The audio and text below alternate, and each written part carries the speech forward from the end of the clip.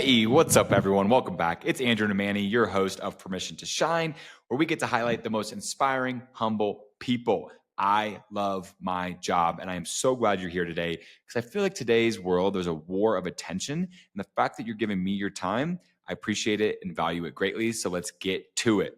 Hola, ¿qué tal? I'm in Mexico City. This is where we got to record this episode with Garrett Madison. The guy is insane. There was a day when I dreamed of meeting somebody who climbed Mount Everest. I would always watch those North Face videos and just like dream of meeting people or getting to see it myself. And so the fact that I got to meet with somebody like Garrett, who's summited Mount Everest 14 times, K2, which is known as the Savage Mountain, 4 times. He's truly one of the most accomplished mountaineers in the world. And it's why he's running his own company now, Madison Mountaineering. So if you're somebody who wants to get in the outdoors, this is a lesson for you. And he also just has a lot of tips and tricks that he's learned from putting himself and building teams and managing them through very stressful situations. So if you enjoy this, please pass it on to somebody else. It's a lot of work, time, and attention to build this, and that's your way to repay me. Please pass it on to somebody else and follow along. If you've got feedback, I'd love to hear from you guys. Andrew at permissiontoshine.org. Let's bounce into this amazing episode with Garrett Madison. Are you back in Washington? Yes. Yeah, I'm in Seattle and flying out tomorrow for Kathmandu, Nepal to do our OU trip. Yeah. So quick turnaround here. And hopefully good weather, good conditions where we're heading to the Himalayas. Which expedition are you doing? This is Cho-Oyu. It's the 6th highest mountain. And are you leading it? Yes. We have one trip over there on Manaslu that just started a week ago. That's the 8th highest peak.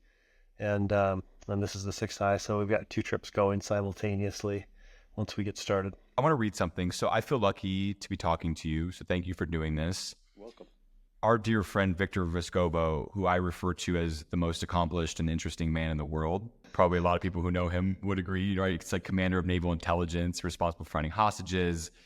Guy's made mega bucks investing. He's climbed the 7 summits. He's gone to negative 35,000 feet in a submarine. 5 languages, the whole deal, right? That barely scratches the surface of what he does. He was guest 39 on Permission to Shine. And I want to read something that he wrote to me about you, Garrett. Garrett is so incredibly nice, very, very humble, but one of the best mountain climbers in the world. Few have heard about him because he is very non-self-promotional and just so nice. He just completed his 4th ascent of K2, which we all know is the Savage Mountain, which is the most of any Westerner ever. And he will complete, hopefully but likely, his 15th ascent of Mount Everest by next June. He and I climbed Everest together in 2010. If anyone knows what it takes to manage risk, dig down deep, and guide people to the top, it's him. His insights are significant. He operates at the very extreme of human pushing, and that he is still alive and not even seriously damaged from his decades in the mountain speaks to his skill and risk management. It's exactly why he started and runs a very successful mountain operation guide. Oh, I love that, man. That's high praise. Very kind of him. Very kind. He forgot to say luck at the end there as well. Luck. Look at all. We did a little sprinkle of it, right? I'm curious how you got into mountain expeditions. So I'm from the Pacific Northwest originally. I grew up on Bainbridge Island near Seattle, and very lucky to be in such a lush, green, mountainous part of the U.S. And my dad and I would get out on backpacking trips every summer when I was a kid for a week or 10 days in the Olympic or Cascade Mountains, generally to hike up to some high mountain lake to fish for trout. But I always wanted to scramble up to the ridgelines and get the 360-degree views and feel that airy, exposed feeling of hanging on to a high mountain ridge. And then when I was in high school, we decided to attempt Mount Rainier, which is like the big icon peak of the Northwest. You can see it from Seattle on a clear day. It's a big, beautiful, towering, glaciated peak that stands over the city. And so we didn't have the technical skills or experience necessary to feel like we could do it on our own. So we signed up to go with a mountain guide company, Rainier Mountaineering, the only guide service at the time, operated on Mount Rainier. Got our training information, our gear list, and set about preparing for this challenge a couple of months out. And in a late June day of 1996, we showed up at Mount Rainier, met our guides, hiked up to Camp Muir at 10,000 feet, sort of the base camp where people go for the summit, and then learned to use some of the technical equipment, the ropes, the ice axe, the crampons, how to work together as a team. And then we set off that night, climbed to the summit by the next morning sunrise, and I just thought, wow, this is the coolest thing ever. Being up high, seeing the sunrise over Washington State above a sea of clouds, and feeling like there's some real exposure and danger on the mountain that we had to work together to mitigate, to get up and down safely.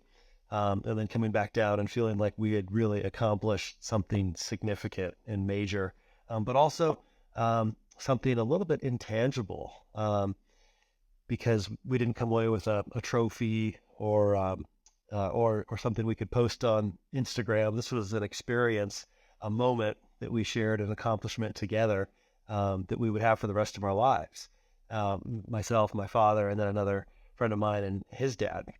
So it felt like something almost existential at the time. And a lot of the elements of this climb resonated with me where I was at 17 years old in my life. The goal setting for a challenge, the training, the teamwork, having to work hard and suffer to get through it, because it wasn't easy for me to get to the top. It was a little painful, a little stressful, you might say. Nothing major, but it wasn't like being in my comfort zone all the time. So a lot of those elements resonated with me, and I thought, wow, this is such an awesome sport. I want to do more. And so that a couple of years later, when I was in college, I got hired as an apprentice mountain guide for this company, Rainier Mountaineering. I just started off at the bottom, learning from the more senior guides. I had to do the more menial tasks like melting snow for water, or setting up tents ahead of a group arriving at camp, or hopping on the back of a rope team led by a senior guide with his clients. But eventually, I got more opportunities and started leading my own rope teams, and then started leading my own trips, and met these guides who would work all over the world as mountain guides, leading expeditions, say, North America, Denali, or South America, Aconcagua, go to volcanoes, even going to Antarctica, and eventually the Himalayas. So I got some really cool opportunities and just kind of found my way into this world that seemed like a very far off place when I first started. I never thought you could have a career as a mountain guide. I thought it would just be a fun summer job for a couple of summers at most. How special to experience that first adventure with your dad? Yeah, that was just a remarkable opportunity at the time now, looking back on it. And I'm very thankful that he suggested we get out there and go on some of these trips together. That's really cool. How long until you realized that you could make a successful career out of this? When I first started, there weren't many guides that worked as full-time mountain guides throughout the year, just a small handful. And it seemed like a pretty scrappy occupation, not a cushy job where you have good benefits and an easy career path. It seemed pretty tough, and so I just didn't think it was really possible. It wasn't until I was in my late 20s I became a manager for another guide service, and I sort of saw that that's possible to make a business out of this. You can actually have a model where you have enough climbers going on trips that there's some opportunity there to pay the bills, to survive in today's society. So did you go to college and have a plan of hey, I'm going to have a career and then I'll just do this in my free time? I went off to college and became an English literature major, astronomy minor, so Bachelor of Arts, and wasn't sure what I wanted to do with that down the road. In the mountains, or where'd you go to college? I went to college at Western Washington University in Bellingham, Washington. Okay, nice. So you didn't go too far for the mountains. You're I'm not going to Manhattan. Yeah, right. No, I was playing out in the mountains most of the time. But the guiding started on Rainier before my junior year in college, and I just thought it'd be a fun summer job, but just kept coming back to it every summer, and then got a few opportunities throughout the year to go to different peaks, and then eventually got hired to be a full-time guide / manager for one of these companies, and just kept doing it, and started my own company 10 and a half years ago. That's amazing. Congratulations. 14 Everest summits so far. Yes. And 4K2s. And okay, real quick, have you done Denali? Because it was I saw that you've done expeditions, but there was no summits marked on the thing I was looking at. Right. I've been up there 3 times and never reached the top. I've always been turned around by bad weather, or first time there as an assistant guide, I took a climber down on summit day who wasn't feeling well. So I've never stood on the top. I need to go back up there sometime so I can actually reach the top of the mountain. I have heard it's just like the worst mountain. Like it is not fun. Yeah, tough weather and lots of snow, cold temperatures, high winds, and like Antarctica, it's one of these places where it's not really reasonable or economical to have support on the mountain. Like on Aconcagua, we have mules supporting us into base camp, so we don't have to carry heavy loads. Same thing in Nepal, we've got yaks, supporters, helicopters helping us get loads up to base camp. Nepal Sherpas helping us climb the mountain, carrying some of those loads. But in Alaska on Denali and also in Antarctica on Mount Vinson, we don't have that. So we're completely self-sufficient. We carry all of our own stuff, do all of our own camp setup, and food preparation, and climb the mountain ourselves, which there's something very good about that, being completely self-sufficient, self-reliant. And I feel like the more we put into something, the more we can get out of it. So something very valuable about these trips, but it makes them much harder.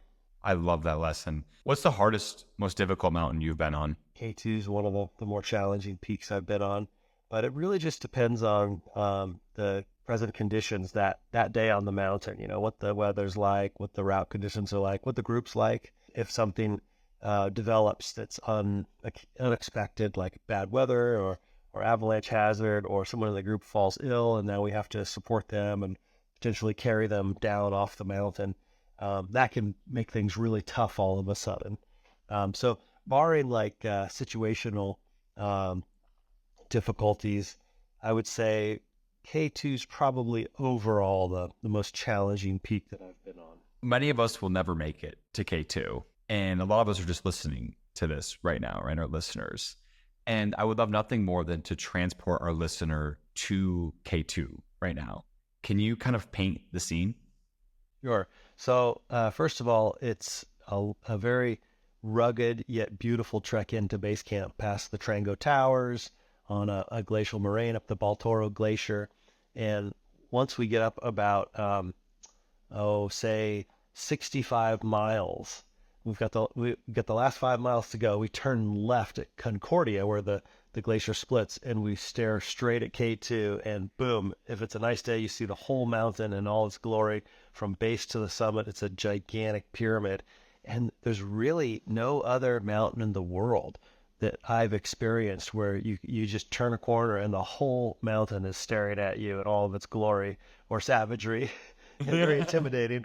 And it's just amazing because Everest, when you get to base camp, you can't really see much of the peak. You know, you see some of the surrounding ridge lines, the shoulders of the mountain, or the entrance to the Khumbu Icefall, but you can't see much of the peak until you get up higher, and then it's from different angles, so you don't really get the whole view of the mountain at any point. But K2, from Concordia up to base camp, you see the whole peak, and a lot of mountaineers will look at it and go, "Oh my gosh, like this is too much for me. It's just too intimidating." Others will think, "Wow, like this is my dream to have a crack at K2."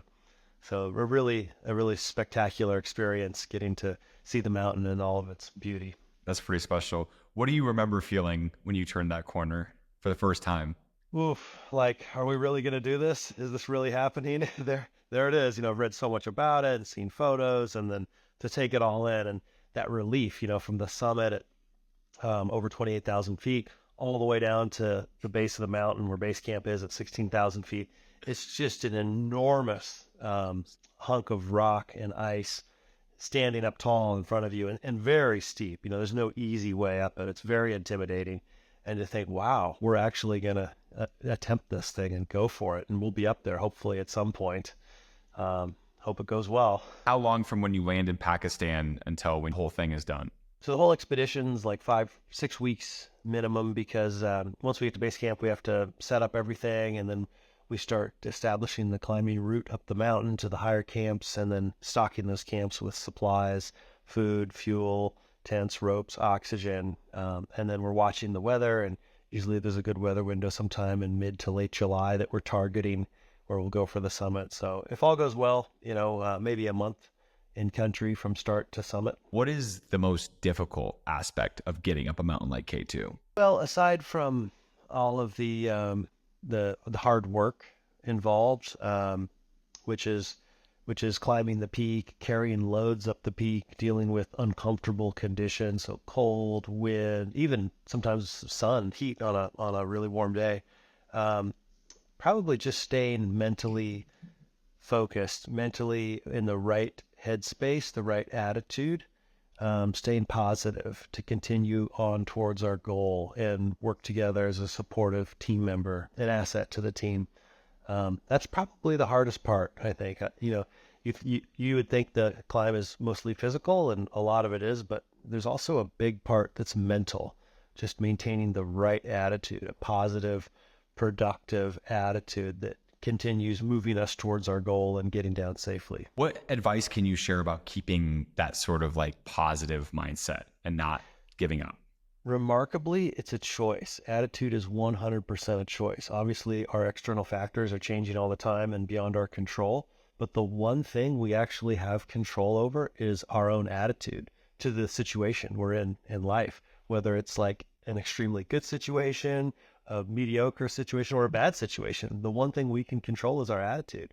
And that will greatly influence what happens to us in our situation, right? If it's a good situation, maybe we'll enjoy it more. If it's mediocre or negative, maybe we'll change it and make it a better situation. So that's one thing I think is so important for us to remember. Attitude is the one thing we have control over and we are 100% responsible for. I think that's probably what makes you so unique is your ability to be so positive, right? Like I've been fortunate to meet with a lot of mountain climbers and, sometimes they kind of have this intensity or this edge and you seem to just be so optimistic and so positive and so kind. And I'm curious how you kind of pass that on to the people that you're leading on these expeditions. Are there kind of rules or little tips and tricks that you instill on these expeditions to pass that down? I just try to put my best self forward. What can I contribute to help everyone have the best experience possible? There's lots of different ways to go about climbing mountains, big mountains, and really there's two different ends of the spectrum. There's the team expedition, which I'm a proponent of, and then there's the more solo, individual style, which is also very popular and works great for a lot of climbers. But I always say, in order for us to maximize our success and our goals, our goals of getting up and down the mountain safely, having a good experience, hopefully reaching the summit, if we work together as supportive team members, we are much more likely to accomplish those goals because oftentimes we'll encounter challenges and problems that we didn't anticipate, like a gear malfunction or the weather changes, the route conditions become complicated, someone falls ill. And if we have other capable, supportive team members nearby who can help problem solve, work through these issues so that we don't get stumped on them, we don't have to turn around, then we can continue on towards our goal. You can go just so much further as a team. For somebody who wants to get into more mountain expeditions, what do you tell them? It's great just to start off somewhere, right? You got to get out there. And I'd recommend starting with a easier, smaller, more accessible peak. If you're looking at international type Seven Summits climbs, Kilimanjaro, it's a great place to start. Go there, just sign up. All you have to do is be a decent trekker, and you'll show up and get into the program. It's essentially a 19,340 foot high altitude trek with a high level of support, but a magical experience nonetheless. Beautiful views up there. And then if you're looking to get more into glaciated mountaineering, come out west to Washington State. Mount Baker, Mount Rainier, North Cascades has amazing opportunities from a weekend to a week-long type instructional training course where you get to climb glaciated volcanoes. Great intro to mountaineering, more comprehensive skills. And then there's just opportunities everywhere, whether it's North America or South America, other continents around the world to find amazing mountain ranges and go play. Yes, sir. I love that. So you've been on an insane number of expeditions. And when you think about a moment that just stands out, what is it? My first summit of Mount Everest really stands out because at that point in my life, I was 26. I'd been working as a mountain guide 8 years. And to me, Everest had always held this special magic-like aura. And I knew that very few mountaineers ever would have the opportunity to attempt Everest. It was just very difficult for me to imagine how one would even get to go on an expedition or be invited on an expedition team to go to Everest. And a lot's changed in the industry since then. It's become more accessible to some degree, but at that point in time, I knew that even if one did get the opportunity to go attempt Everest, the chances of summiting were less than 50%. The chances are you'd get sick, or there'd be bad weather, or you'd get caught up in a rescue of some other climbers. So chances are very low. So one, just to have the opportunity would be amazing, but two, actually making it to the top just seemed like such low probability, low odds, that when I got to go there and miraculously reach the summit on my first attempt at age 26, 27. That's crazy, man. I just felt so special. And being at the top, I was able to call my parents on a satellite phone. It was 6 a.m. In Nepal at Everest, 6 p.m. in Seattle where they're having dinner. And I got to thank them for all their love and support over the years and helping me realize this personal dream of mine. So that was a magical, special moment. Has your dad ever been on Everest with you? No, but my parents did trek to Everest Base Camp in 2021. So that was really special to share Nepal, the Khumbu Valley. They got to spend the night in base camp. That was really neat. My sister also has trekked to base camp with me. So really nice to share those experiences, and also a lot of my mountain family with them, the Nepal Sherpas who I worked with on 20, 30 expeditions. They're like my family now. Incredible people, right? My sister, I got to give her a shout out. She just finished Kilimanjaro 7 days ago. Amazing. Yeah, and she made it look so easy. She's like never really climbed mountains. And so super proud of her. And I cannot wait to take my family to Nepal someday. It's such a wonderful, spiritual and special place. I've always thought, like, for me, Everest is just like out of the question, just because I've heard of just like how intense it is. Khumbu Ice Fall, maybe it's always felt like just like a little too risky for my appetite. From your perspective, if you're kind of assessing if somebody should take on Everest or not, what kind of traits and characteristics does that person have? Someone who's very proactive about making the best out of their situation and reaching goals, whether small goals, big goals. It takes a very proactive, positive person to enjoy the experience, and I think to get the most out of it. And anyone can be that way. Anyone can be very positive, proactive. And Victor was working out at 1 a.m. when he was training for Everest. So I think that's wow. to it. Yeah, obviously you have to put a lot into it to be prepared and ready and to get the most out of the experience. But I feel like it's all worth it. Actually, a friend of mine who's climbed with me on a number of trips, Art Muir from Chicago, he's the oldest American to summit Everest. He climbed with me in 21, at age 75, reached the summit. And then we just were in Antarctica this last season. He's the oldest person that I've skied to the South Pole and to have climbed Mount Vinson, the highest peak in Antarctica. He has a small workout room at home where he trains, and he's got a quote up above his gym. And I believe it says something to the effect of, it's all about the effort, it's not about the summit. So his philosophy is it's all about the process of getting there. It's not about standing on the summit. That's cool, obviously, if you're allowed that magical opportunity, but it's all about the process, the hard work, the effort, the training that we put into this goal and this challenge that can make us just a better person and appreciate life so much more. That's beautiful. Would you add anything else to that list? Being open to growth. And on an expedition, oftentimes we are pushed outside of our comfort zone. Our comfort zone, and it might be our home, where we have our bed and our kitchen and living room and our food, our routine, our friends, family, everything that we do on a regular basis. And when we go off to the mountains, all of a sudden we're in this base camp, and our tent is very different than our bedroom, our sleeping situation there, and the food might not be what you're used to. It might be more difficult. And then climbing the mountain, all these adverse characteristics like cold, wind, the effects of high altitude, carrying a heavy load, dealing with challenging conditions. And then things change all the time on the mountain, right? Our itinerary, our schedule changes.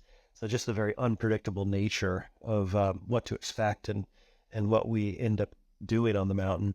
But we can learn so much about ourselves and experience so much tremendous personal growth if we're open to it. So being open to that, I think, is key. Being open to a little bit of suffering, a little bit of being uncomfortable, but then pushing through all of that and realizing, wow, we're capable of some really incredible things, like standing on the summit of this mountain that we never thought we would have the opportunity to climb. What's the scariest moment you can remember on any expedition? When I was much younger on Mount Rainier, I'd only been guiding for a couple seasons, and we were heading up the mountain, an area called the Ingraham Icefall, and occasionally ice breaks and falls down this glacier. In fact, the worst mountaineering accident in North America occurred there in 1981. 11 climbers were swept off the mountain into a crevasse. And so I'd always heard about this, and it sort of held like a spooky place in our minds, the guys that worked there on this route on Rainier. So we were going up that area one morning, just at the beginning of dawn, maybe like 4 or 4:30 a.m., which is also the coldest time of the day when the ice is expanding. And a big serac up at 13,500 feet fractured and broke apart. And we were down closer to 11,000 feet. And so we saw it. It was light enough to see it break when we heard the noise. We saw this massive wall of ice break off the mountain and start disintegrating into smaller blocks and start tumbling down. And I knew we were right in the line of fire, the direction the ice was coming, sort of the pit of the glacier, the belly of the glacier. And I thought, oh my God, people are going to die. And I had enough time, a few seconds actually, to think about what might happen before it happened, right? Because it was a couple thousand feet above us. So the time it took for the ice to tumble down and make all kinds of scary noise and cracking, we tried to run out of the way, but it was chaos, and some people couldn't move at all, others could, but were tied together by ropes, so we were sort of all tangled together, and we were so lucky the ice came down and blocks tumbled in between people, but nobody actually got hit badly enough where they were seriously injured. A couple little minor injuries that day, but nothing too significant. So we were extremely lucky, and actually the climb continued for most people. They went to the summit, some of us went back because we were shaken up and a little banged up. But having the time to witness something that seemed like was going to be a bad event and to think about it for a while, to process it before it actually transpired, that's what generated the fear in my mind. Whereas when things are happening instantaneously, like let's say you're driving, you hit black ice and you're spinning out of control, it just happens so instantaneously. Oftentimes we're just sort of reacting to the situation. We're not taking time to think about it, to process what could be a bad outcome. So that was probably one of the scariest points for me. Another was on Everest in 2015, April 25th, when the Nepal earthquake happened. We were up almost to Camp 2, and as soon as it started, the glacier was bouncing like a trampoline. And initially, I just thought, what is happening? One of my colleagues yelled, "It's an earthquake." And I realized, oh, yeah, this is an earthquake. And I thought, oh, no, there's going to be some ice shaken loose from these high ridge lines on either side of us in the Western Coombs near Camp 2, and it'll break off, and it could cause some major avalanches to come down and take us out. And we heard ice cracking all around us, but it was cloudy. We couldn't see where it was cracking and breaking off from. So I yelled to our team, pull up our buffs, our handkerchief coverings across our face to protect our airway. So if snow did hit us, it wouldn't blow into our airway. And we were very lucky. Nobody was injured there. But base camp that season was taken out by a big avalanche. So base camp, which seemed like the safe area, was actually compromised. So that was a really tough season. Man, there's a luck component. Big time. And that's what I mentioned at the beginning. Victor forgot to acknowledge that also had a little bit of luck, which has made everything work out nicely. Yeah.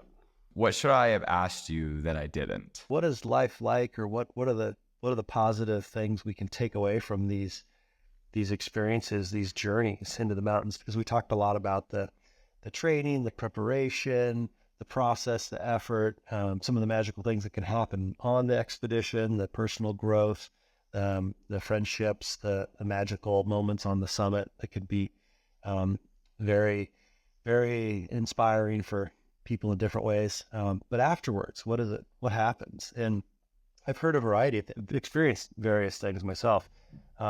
sometimes climbers will reference the come down from the summit, right? After this incredible experience, coming back to reality, normal life is a little bit boring and hard to process, because sort of like coming back from an epic vacation, like, oh, now I got to go back to the grind.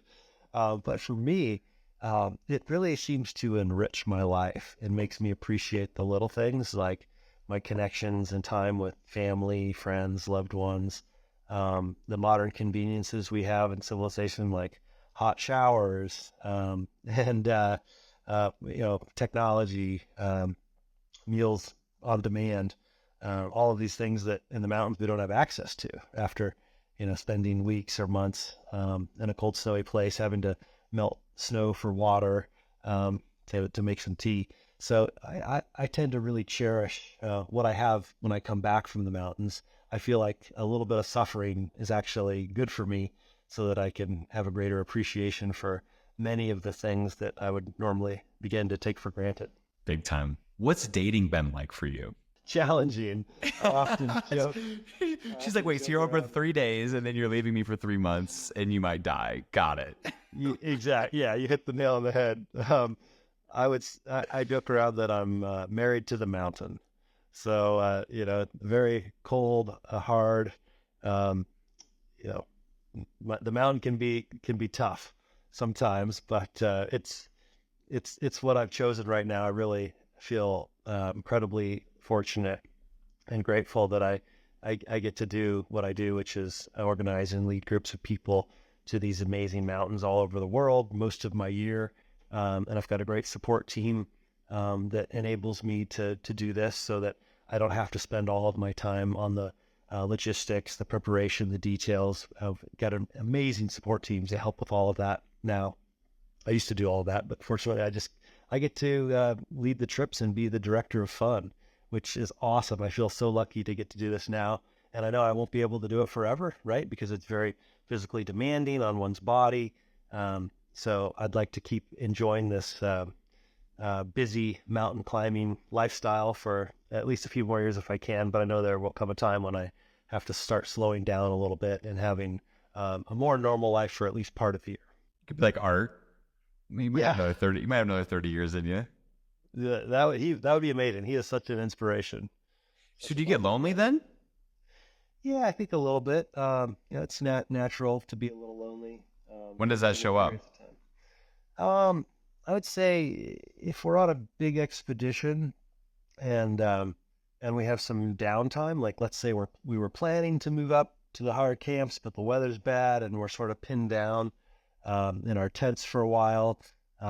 We can read or watch movies or, do something to pass the time, do some gear maintenance, fix our crampons or something. But a little bit of that unexpected alone time can be tough. Yeah, and I've got lots of great friends that I get to work with and climb with throughout the year, whether it's our Nepal Sherpa team or some of our teams down in South America and Argentina, Ecuador, or fellow mountain guides that are U.S. based who I've known and climbed with for a long time. But yeah, having those deep personal connections is tough when we're always on the go and moving from one mountain to another. There's always trade-offs, right?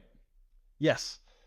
Thank you for showing all of us that really successful, hardworking, kind leaders can be such good people, and not just like rule by authority, but rule through kindness and through grace. I'm super humbled to meet you, man. Like, I remember there was a time where I just dreamed of meeting somebody who's climbed Mount Everest, and to now have met you, who's done it 14 times, meet people like Eric Weinmeier, who's done it blind, he was a guest. Mm-hmm. I think it just takes such bravery and hard work. And the fact that you're doing it and looking out for other people, right? You're doing it so selflessly now, I think is really admirable, man. So I'm glad to have you as a guest. I'm super glad to have you as a friend. For people who want to go climb with you, how does that work? They just have to reach out. And if they have already some mountain experience under their belt, maybe they could jump into one of the higher level peaks right now. If they haven't done anything in the mountains, we would suggest some training programs to start getting fit, getting mentally prepared and familiar with the gear and the techniques, terminology. And where can people reach out? Best place would be my website, which is madisonmountaineering.com. call us up on the phone or send an email inquiry. Find us on Instagram, Madison Mountaineering, or find me, Garrett Madison. Always staying focused on mountaineering and positivity and beautiful views from these faraway magical places.